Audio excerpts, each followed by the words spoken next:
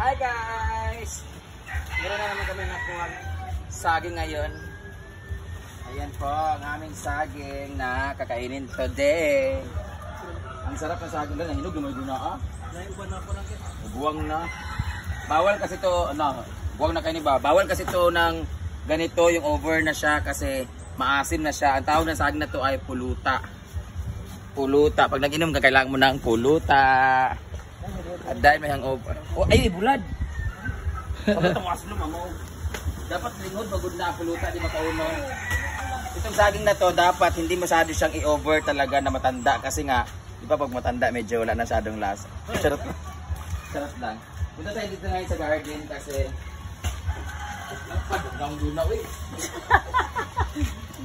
Punta tayo dito kasi kukuha tayo ng pipino kasi I'm very hungover at dami yung makeup kagabi pa to kasi nag-disco kami kagabi kasi araw ng Solana.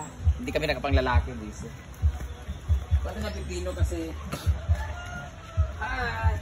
kahit nas mga manok! Let's say! Ha! Ay, tinulag mo karon ba? Ganun ng mga manok ng adobo. Pati na pipino kasi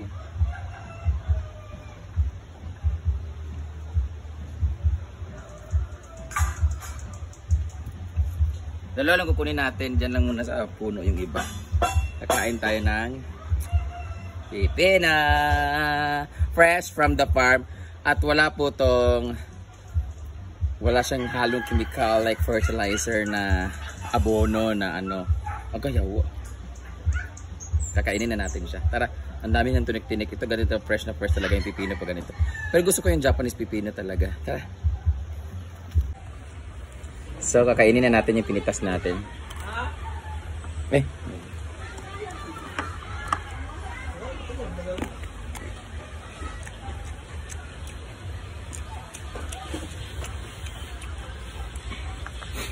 Araw ng ano namin.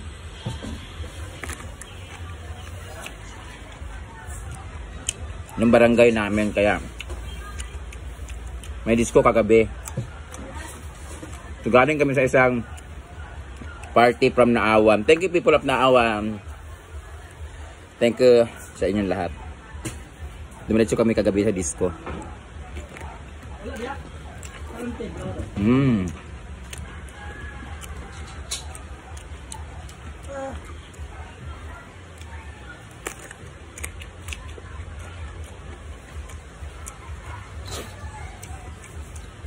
Umuulan dito sa amin kagabi guys. Malakas tsaka pati hangin. Buti na lang nadiligan yung mga halaman.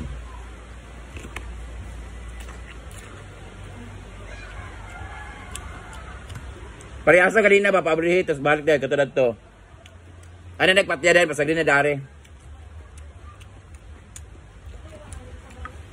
Yung tubig namin na wala mo na nalag. Yung hose namin hangin yung papapalit kaya hindi pumapasok yung pressure ng tubig.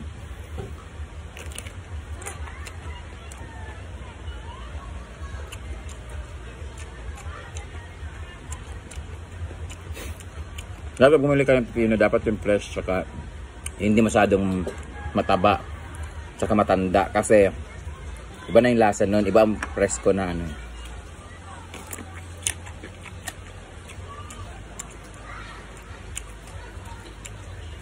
Sobrang paborito ko to kasi dati palang bata pa kami, ito talaga yung negosyo namin. Puti nga lang yung napipino yung puti. Tapos yan, araw-araw namumunga siya, tapos ito yung laging ulam namin pag wala kaming ulam, asin lang, tapos ito sa sausa, tapos minsan nagsasabaw kami na malunggay, ito nilalagay namin, parang patola kasi ito na ano, di ba, na variety.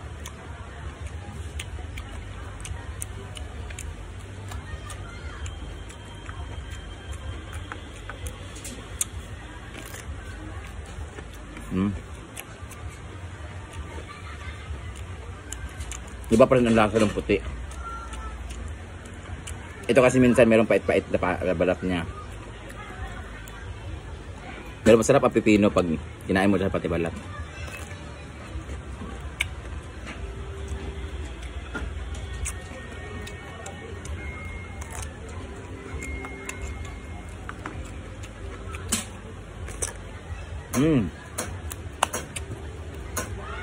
Ang laki oh.